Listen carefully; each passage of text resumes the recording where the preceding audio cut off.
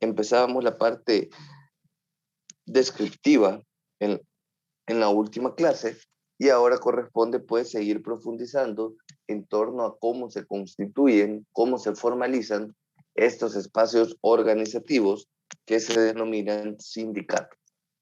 Veamos entonces, quiero ver si no hay nadie pendiente de darle ingreso. No, no hay nadie pendiente por el momento. Pero si me hacen el gran favor de validarme que me escuchan bien y que pueden ver proyectada la clase en su pantalla, por favor.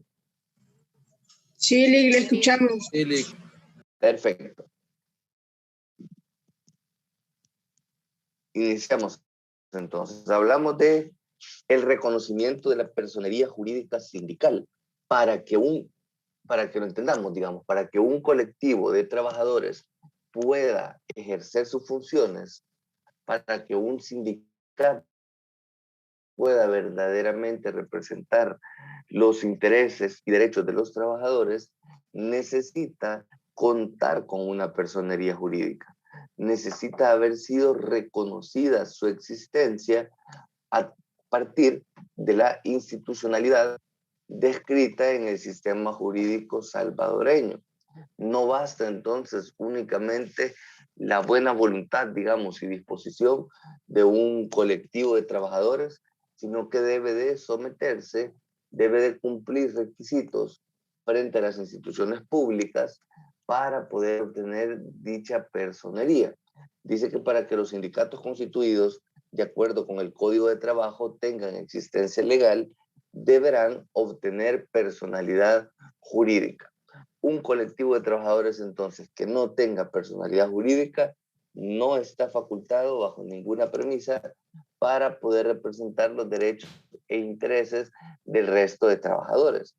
Con el objetivo entonces de obtener la personalidad jurídica, las personas designadas por el sindicato deberán presentar al Ministerio de Trabajo y Previsión Social los siguientes documentos. ¿Cuáles son esos requisitos formales, esos requisitos documentales que se le exigen a un sindicato para obtener esa personalidad jurídica? Dice que el primero es la copia del acta de la asamblea de fundación del sindicato. Es en esta acta, en este instrumento jurídico, donde se tiene que hacer constar, como veíamos en la clase anterior, la existencia de al menos 35 trabajadores y trabajadoras. Esto conforme a lo dispuesto en los artículos 213 y 214. Dicha acta deberá estar debidamente certificada, deberá darse fe de que su contenido es tal cual sucedieron los hechos en la conformación de ese sindicato. Debe de ser un acta expresamente descriptora de lo acaecido en esa asamblea de fundación del sindicato. También se le va a exigir 2 ejemplares de los estatutos sindicales con la certificación del acta de la sesión o las sesiones en que estos hubiesen sido aprobados. El instrumento que rige, el instrumento jurídico que rige lo que va a suceder al interior del sindicato son precisamente los estatutos. Ahí vamos a encontrar las reglas de funcionamiento, las obligaciones, las responsabilidades de cada integrante del sindicato y de la junta directiva como tal. 2 ejemplares entonces de estos estatutos que se van a presentar ante el Ministerio de Trabajo. Una vez presentados esos 2 documentos, ¿qué es lo que va a suceder? Va a tener 5 días hábiles el Ministerio de Trabajo para mandar un oficio al empleador, al patrono o patronos, con el objeto de que certifiquen la condición de asalariados de los miembros fundadores del sindicato. Permítanme un segundo, por favor.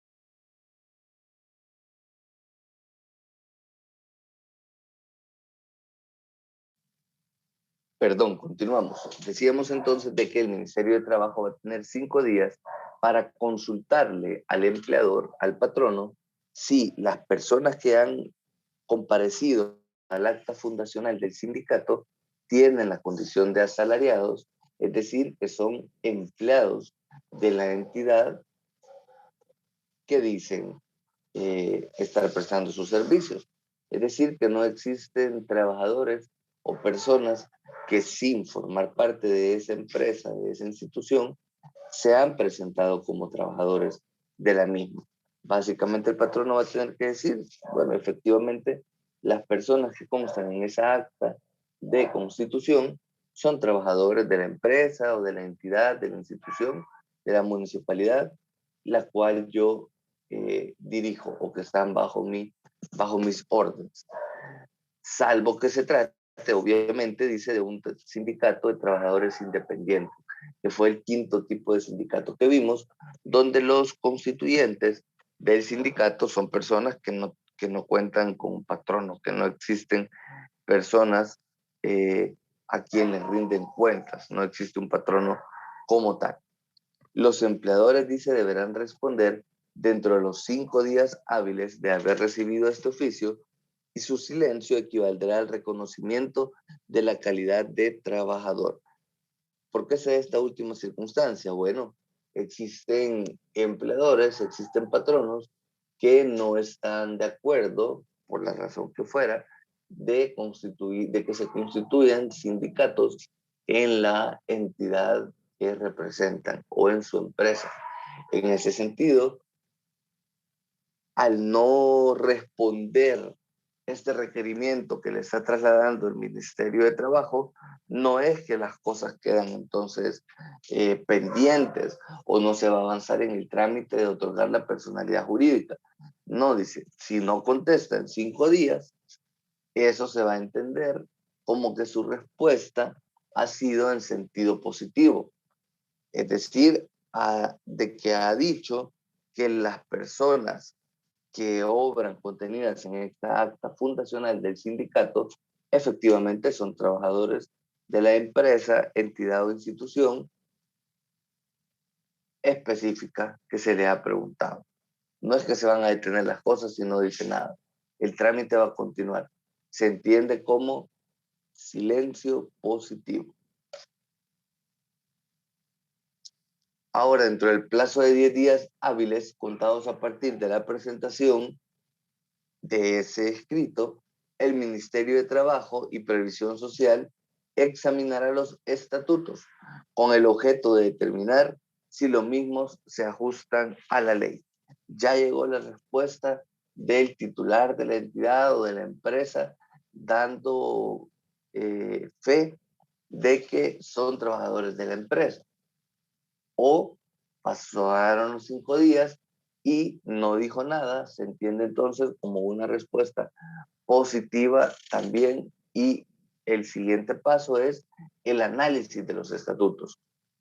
Al interior entonces del Ministerio de Trabajo y Previsión Social tendrán que verificar si el contenido de los estatutos que se han presentado efectivamente cumple con lo establecido en el Código de Trabajo y las disposiciones en materia laboral. ¿Qué sucede si el Ministerio de Trabajo y Previsión Social observa deficiencias formales o contravenciones a las leyes? La va a puntualizar por escrito a los interesados, quienes deberán subsanarlas dentro de los 15 días hábiles. Se les puede prevenir entonces a quienes han definido constituir un sindicato que subsanen algunas deficiencias formales o de fondo, que son contravenciones a las leyes, que se han advertido. Se le va a dar entonces 15 días para que puedan subsanar tales prevenciones. Si no se le hicieran ningún tipo de prevención, perdón, si no subsanaran, más bien dicho, esa prevención que se le ha trasladado, se tendrá por desistida su petición de personalidad jurídica. Son plazos perentorios, plazos que una vez llegados y no habiendo hecho uso de lo que me requerían, se va a tener por agotado, y en este caso el efecto es el desistimiento de la petición de personalidad jurídica, que ya en otras palabras es como decir que ya no estoy interesado en obtener la personalidad jurídica como sindicato. A eso se refiere puntualmente el tema de el desistimiento. Eso va a pasar, insisto, si no se subsanan las prevenciones. Se me ha dicho que cambie tal elemento del acta o que falta X documento formal para el trámite completo del sindicato. Entonces yo vengo, subsano esas prevenciones y ya continúa el trámite con la obtención de la personalidad jurídica. Pero si no se subsana, se tiene por desistida y finaliza todo trámite al respecto. Ahora, si el Ministerio de Trabajo y Previsión Social no advirtiese anomalías o éstas hubiesen sido subsanadas, concederá la personalidad jurídica y mandará a inscribir al sindicato en el registro respectivo, que es el registro de organizaciones sindicales del Ministerio de Trabajo. Una vez entonces validado el cumplimiento de los requisitos de forma y de fondo para la existencia de un sindicato, lo que corresponde es que el Ministerio de Trabajo le conceda, le otorgue la personalidad jurídica y mandará a inscribir al sindicato en el registro respectivo. Ya desde ese momento, el sindicato entonces tiene existencia jurídica, tiene vida jurídica y por tanto puede empezar a desempeñar el rol para el cual fue creado, el cual no es otro que representar los derechos e intereses de la clase trabajadora segmentada bajo su control, digamos, bajo quienes le otorgaron el poder para que existiera, quienes le otorgaron el poder para que entrara en funciones y vigencia el mismo. Dice que si hubiese transcurrido un plazo de 30 días hábiles después de la presentación de la solicitud de personalidad jurídica de un sindicato o después de que los interesados hubiesen subsanado las observaciones eventuales del Ministerio de Trabajo y Previsión Social sin que éste hubiese dictado resolución, se tendrá por registrado el sindicato con todos los efectos de la ley y éste adquirirá la personalidad jurídica.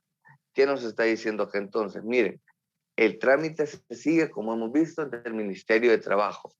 Ahora, si el Ministerio de Trabajo deja pasar el tiempo y no resuelve como corresponde dentro del plazo de 30 días hábiles, no es tampoco de que no va a poder existir el sindicato, de que ante la inactividad o ante la inoperancia del Ministerio de Trabajo, pues van a pasar meses y años sin que exista un pronunciamiento, una resolución al respecto. No es así. Dice de que tiene 30 días hábiles. Si en esos 30 días hábiles no le resuelve sobre la solicitud que se ha presentado o si ha transcurrido el plazo que le otorga la normativa para que se pronuncie sobre la subsanación de las prevenciones que le habría trasladado al sindicato que se está constituyendo, entonces se va a tener por registrado el sindicato. También hablamos de silencio positivo en esta parte.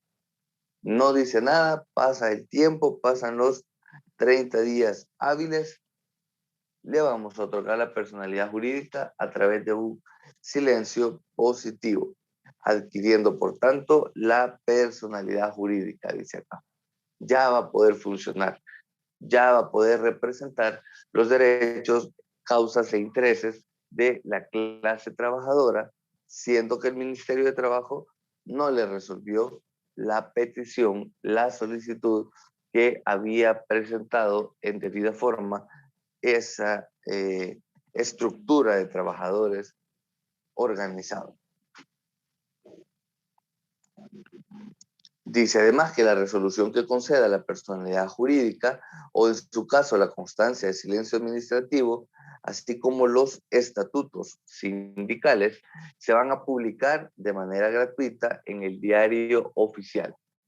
Es en el diario oficial donde su razón de ser es dar a conocer a terceros la existencia de este sindicato. En el diario oficial se publican todos los instrumentos jurídicos que van a regir las relaciones sociales. El sindicato, al existir, se vuelve un actor que interviene, que condiciona la existencia misma dentro de un andamiaje social. Los sindicatos tienen participación en la vida económica y social del país en torno a la exigencia del respeto de los derechos laborales. Ahora el sindicato dice podrá a su costa publicar la resolución o la constancia de silencio administrativo en un diario de mayor circulación nacional. Eso ya es algo potestativo, ¿verdad? Ya no es algo de manera obligatoria que el sindicato que está constituyéndose va a tener que hacer. Si lo estima pertinente, va a poder publicar esa resolución o la constancia de silencio administrativo en un diario de mayor circulación, pero con fondos propios, con fondos sindicales. Ya no es de manera gratuita, como dice el párrafo anterior, en lo que respecta a un periódico de mayor circulación.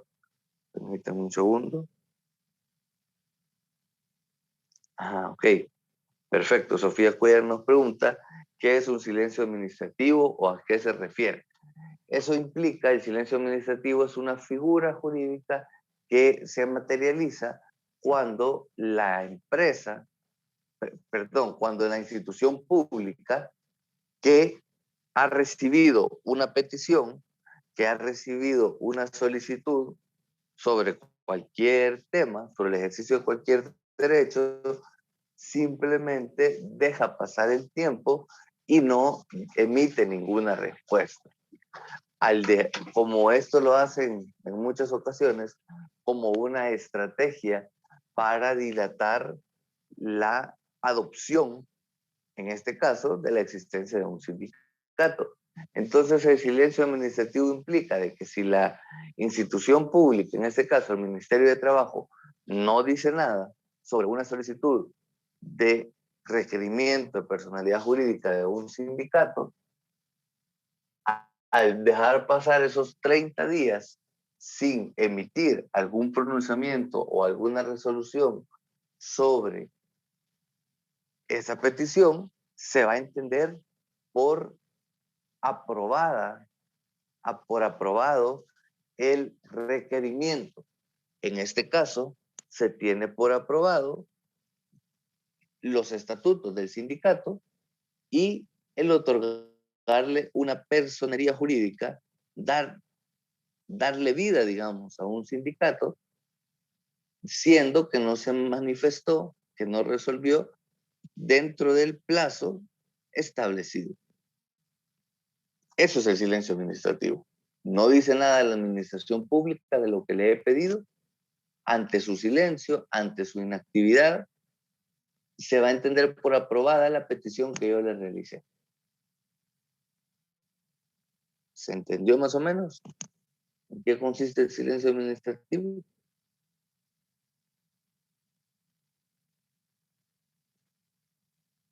Perfecto. Muchas gracias, Sofía, por responder. Avancemos entonces. Decíamos que para que los terceros, para que el resto de población se entere que existe un sindicato de tal tipo, de las cinco clases que vimos y que va a funcionar a partir de tal fecha, es que se publique en el diario oficial. Y ya que se publique en un diario de mayor circulación, es decisión del sindicato como tal, pero no es una obligación que se publique. Dice que la existencia del sindicato se va a aprobar con el mencionado diario o el diario oficial, ¿verdad? O con una constancia expedida por el Ministerio de Trabajo y Previsión Social, en la que se va a especificar, número uno, a qué directivos confieren los estatutos la representación legal del sindicato. Normalmente en los estatutos se establece que se va a otorgar la representación legal, judicial y extrajudicial de un sindicato a 3 integrantes de la junta directiva. Se habla del secretario general del sindicato que va a ejercer esa representación legal conjunta o separadamente, se dice, con otros 2 miembros de la junta directiva. ¿Cuáles son estos miembros? El secretario de organización y estadística, el secretario o secretaria de organización y estadística y el secretario de conflictos. Estos 3 individuos, estos 3 cargos, son entonces quienes pueden comparecer frente a terceros en representación del sindicato. Número 2 dice que la constancia va a encontrar también en su contenido el número, fecha y tomo del diario oficial en que figura publicada la resolución y los estatutos. Los registros formales u oficiales que se llevan en el Ministerio de Trabajo es hacer constar en un tomo concreto del diario oficial donde fueron publicadas esa resolución que le dio vida jurídica al sindicato y los estatutos que, como ya dijimos, son el instrumento jurídico que rige el actuar del sindicato, de sus afiliados, de su junta directiva, etc.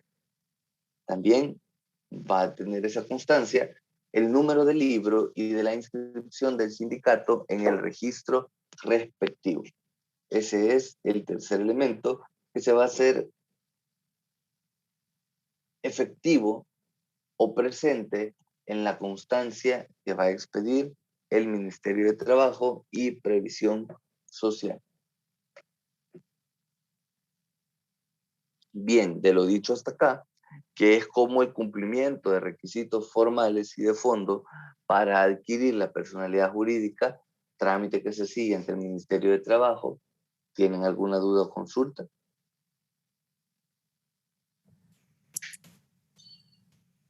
No, Lick. Perfecto. Yo sí tengo una duda. Adelante, adelante, dígame. Si alguna empresa o entidad no permitiese que sus trabajadores formaran un sindicato, estarían violentando sus derechos. Sí, justamente está habilitado, digamos, el derecho por constitución, por tratados internacionales suscritos por el Estado salvadoreño con la OIT, y en el Código de Trabajo también está regulado la posibilidad que tienen todos los trabajadores de organizarse en un sindicato. Es un derecho que se reconoce a la clase trabajadora, con el objetivo, como hemos dicho, de ver representados por un ente legítimamente inscrito sus derechos e intereses frente a la clase patronal o frente al empleador. En ese sentido, no se puede obstaculizar, veíamos también, a quienes quieran formar un sindicato, simplemente por la razón que el patrón no establezca, de que no quiere un sindicato, de que considera que no es necesario. La razón y excusa que pusiera no es facultativo para que no exista el sindicato. Pues como le digo, el sindicato es un derecho. Y como tal, veíamos también, cuando empezamos a hablar de derecho laboral, se recuerdan que los derechos laborales son irrenunciables. Yo no puedo no hacer uso de ese derecho. Entonces, si el patrono advierte de que se está creando un sindicato y a partir de ello intenta tomar algunas represalias para que no se formalice, para que no se constituya, eso se llama injerencia sindical.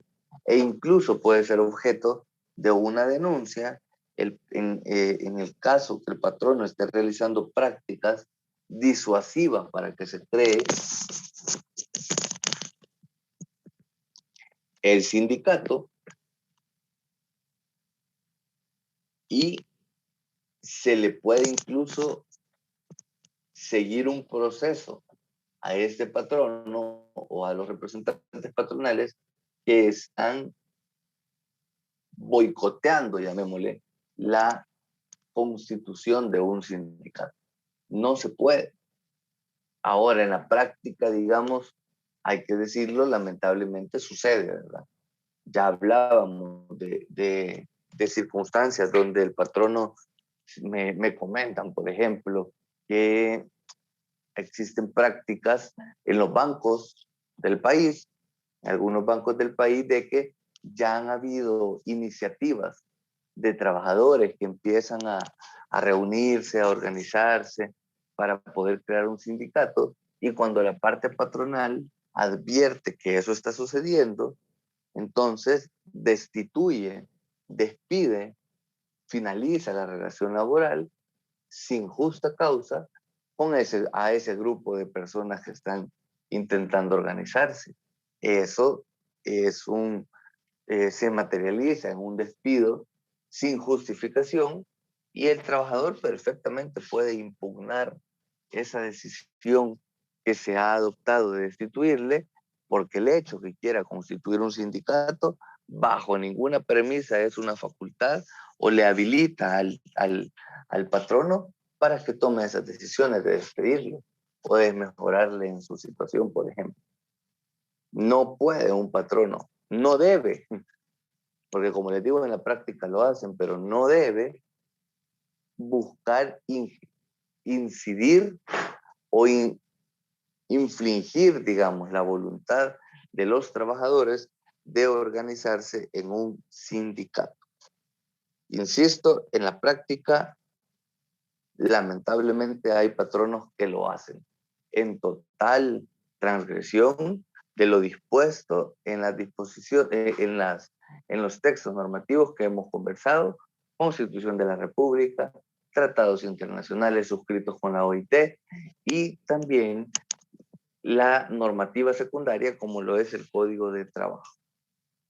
Entonces no deberían, compañeros. No están facultados para esos efectos. ¿Quedó claro? Más o menos. Sí, gracias. Perfecto, muchas gracias.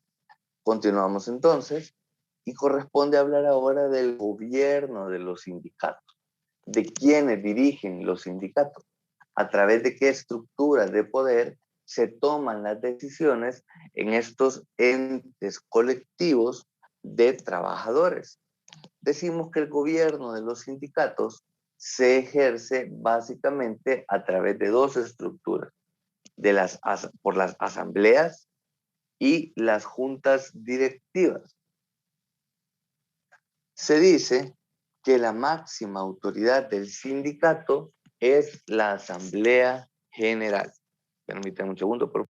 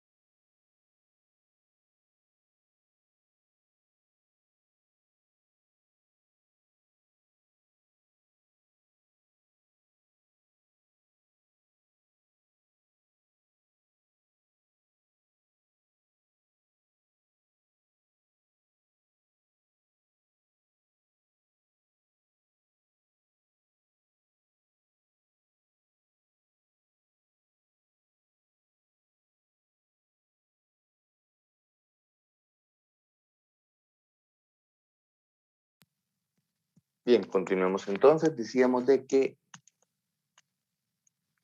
quienes van a tomar las decisiones al interior de los sindicatos se aglutinan en dos estructuras creadas para esos efectos, que son las asambleas y las juntas directivas, y que la máxima autoridad del sindicato es la Asamblea General, que es la reunión donde están presentes todos aquellos que integran el sindicato. Las asambleas, dice, se van a dividir en generales y seccionales, pudiendo ser ordinarias y extraordinarias. Y sus atribuciones, además de las que le señala en la ley y los estatutos respectivos, son las siguientes. Entonces, esa asamblea general que se presenta como máxima autoridad, dice que pueden ser tanto de tipo general, están todos los sindicalistas, todos los afiliados, toda la base de afiliados, o las asambleas pueden ser también seccionales. Hablábamos en la clase anterior de la existencia de sindicatos cuya membresía, cuyos afiliados son miles, son muchísimos, y están dispersos por todo el país. Entonces ahí se pueden hacer asambleas seccionales, donde parte del sindicato de la militancia se reúna. Veo que falta menos de un minuto para que finalice este primer enlace que les compartí. Les pido de que nos conectemos a través del segundo enlace para poder continuar con la clase. En este momento nos salimos de este vínculo e iniciamos el segundo que les compartí.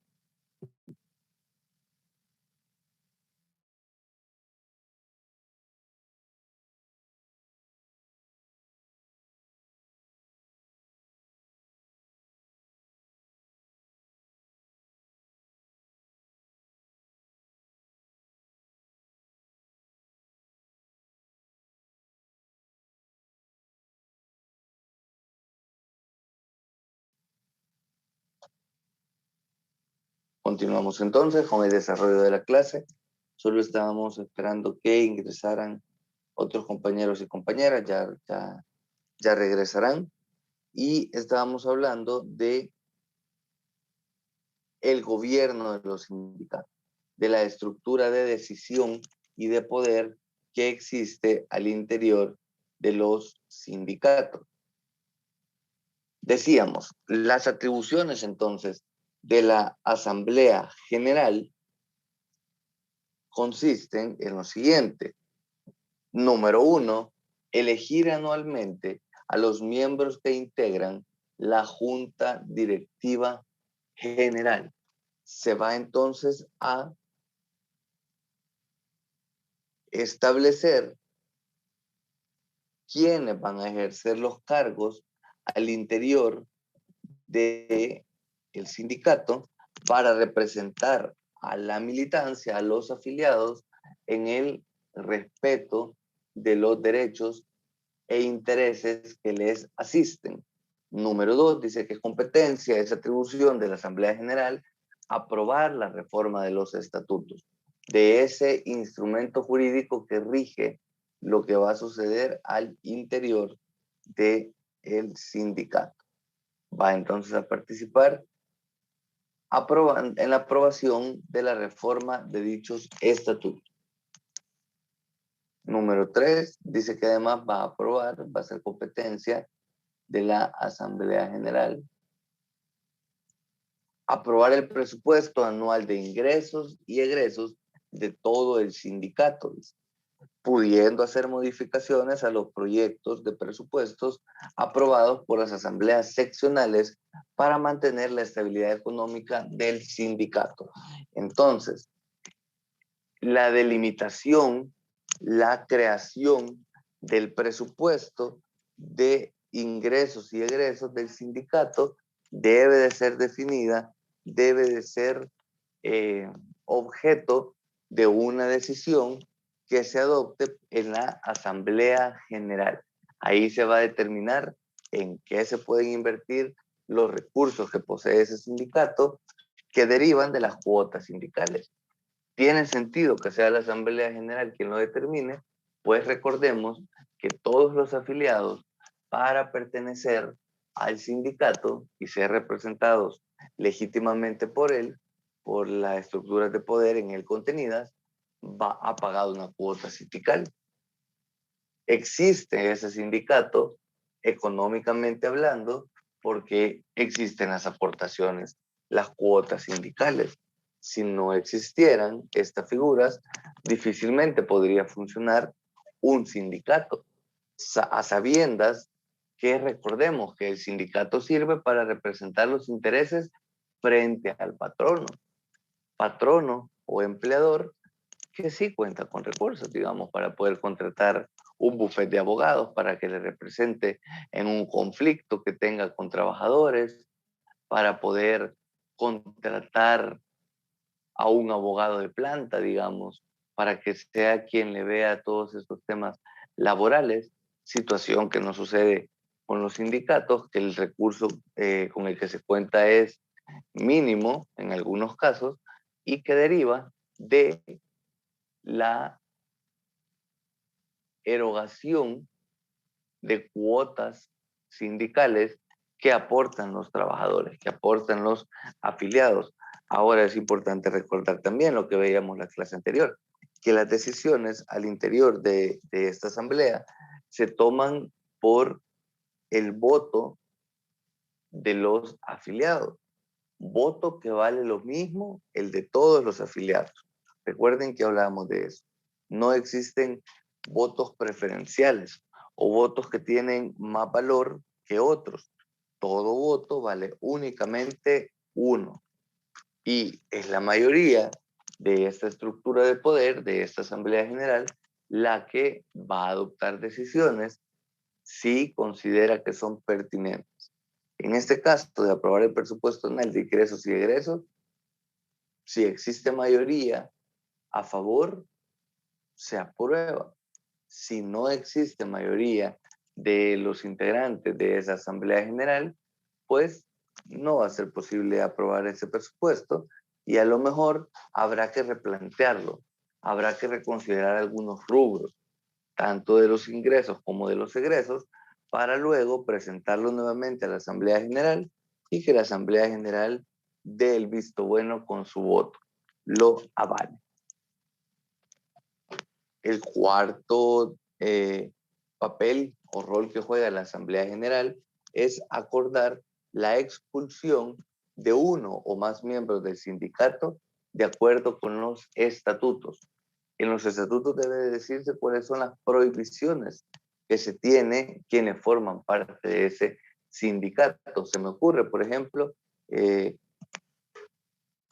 una prohibición que se puede hacer constar es que un afiliado que se vea involucrado en actos de corrupción y que se le sancione por ello, que se les establezca la resolución de tipo penal que efectivamente se le atribuye el haber sido partícipe de un acto de corrupción en detrimento de los intereses de esa entidad, de esa empresa o institución, entonces puede decirse en los estatutos que cualquier persona que haya incurrido en actos de corrupción va a ser expulsado del sindicato. En ese sentido, es la Asamblea General la que va a aprobar, la que va a acordar la expulsión de este miembro del sindicato.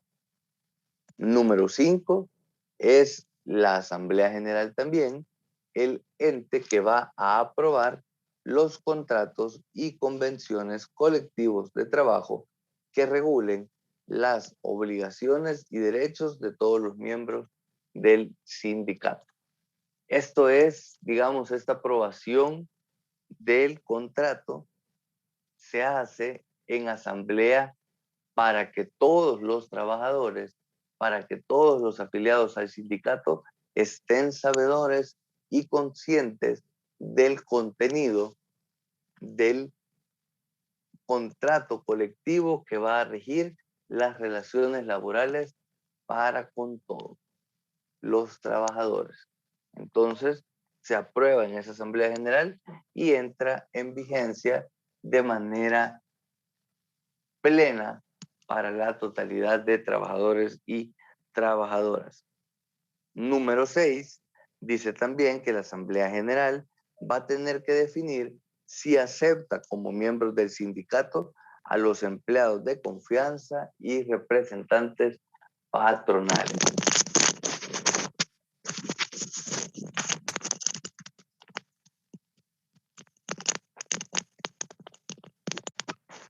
Siendo esta una decisión bastante seria e importante, debe de ser adoptada o votada en una asamblea general, que sea la totalidad de afiliados quienes determinen si se aceptan como parte de esa estructura sindical a personas o trabajadores que responden a la parte patronal.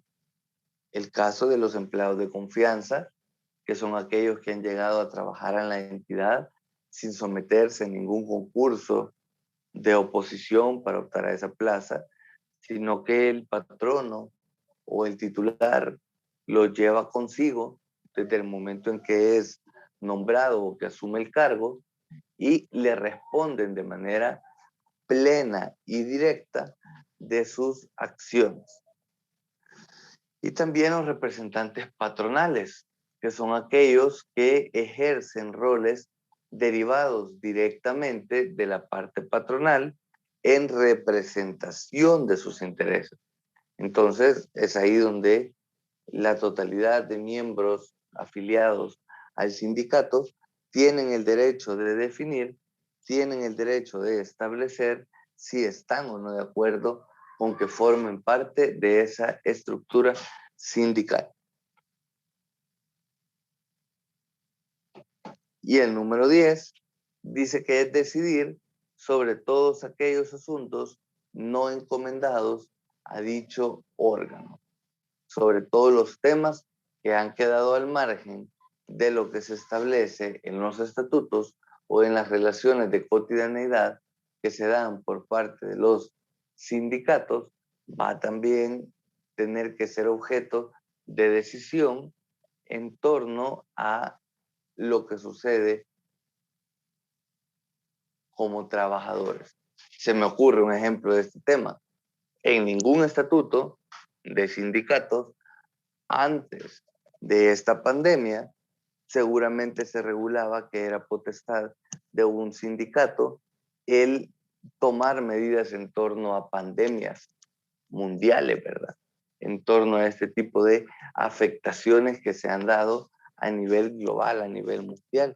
Pero resulta que como sindicato pues se ha tenido que tomar decisiones, se ha tenido que incurrir en peticiones frente a los patronos para el resguardo de la salud y de la integridad de los mismos, de los afiliados, de los trabajadores, frente al tema de la pandemia. Entonces esos elementos, esas decisiones tan trascendentales a adoptar deben de ser adoptadas en una asamblea general también. Bien, veamos.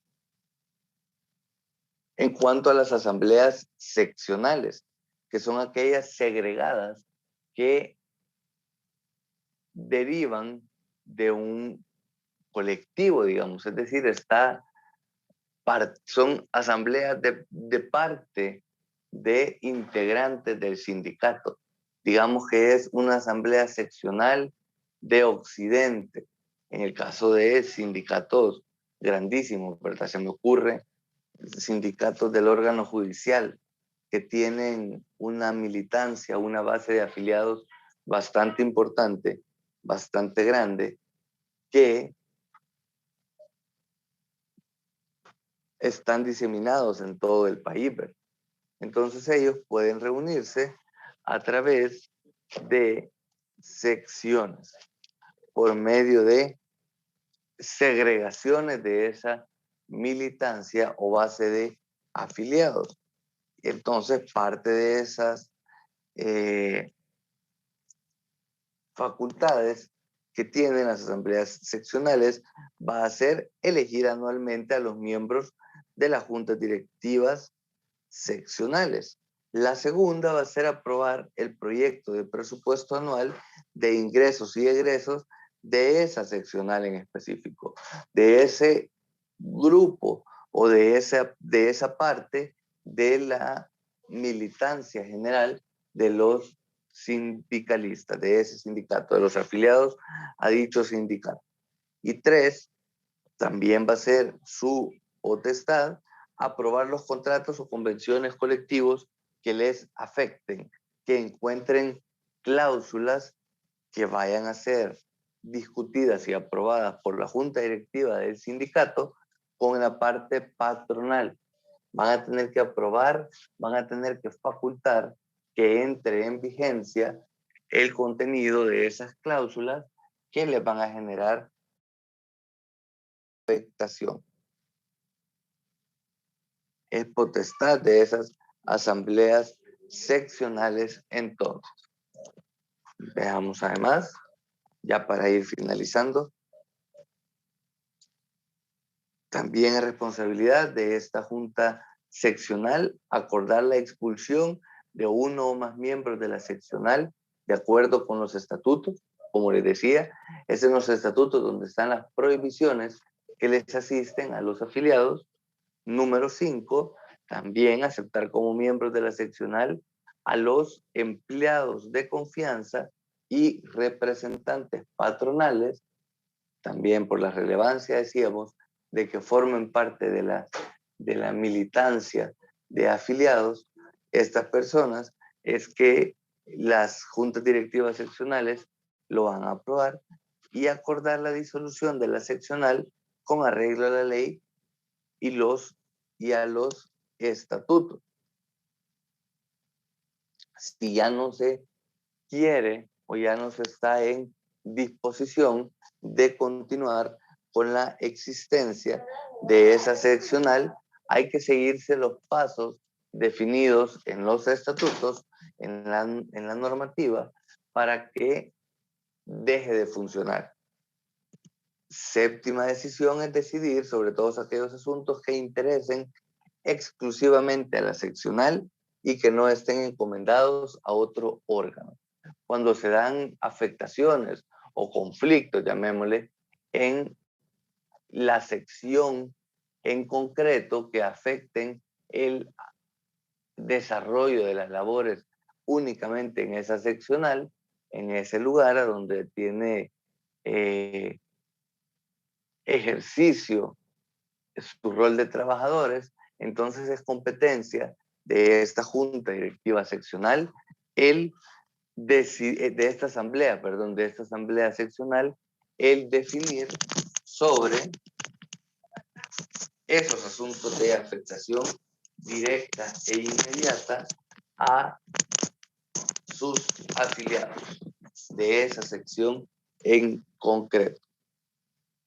Bien, ha llegado el tiempo de finalizar la clase. ¿Tienen alguna duda o consulta sobre el contenido que hemos logrado desarrollar este día?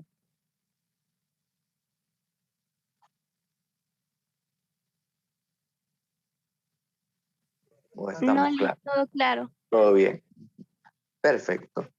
Solo vemos entonces si no existe ninguna pregunta en el chat también. No hay ninguna pregunta, estamos claros. Finalizamos entonces con la clase del día de ahora y en el transcurso de este día ya van a obtener o ya van a estar cargadas sus calificaciones en el aula virtual. Ahí yo les aviso para que la puedan revisar y ya tengamos las calificaciones de este segundo registro, ¿verdad? Que finalizamos recientemente. Que tengan feliz día, buen provecho y que todo les salga bien. Bendiciones. Gracias, Lick. Gracias, Lick. Gracias, Lick. Gracias.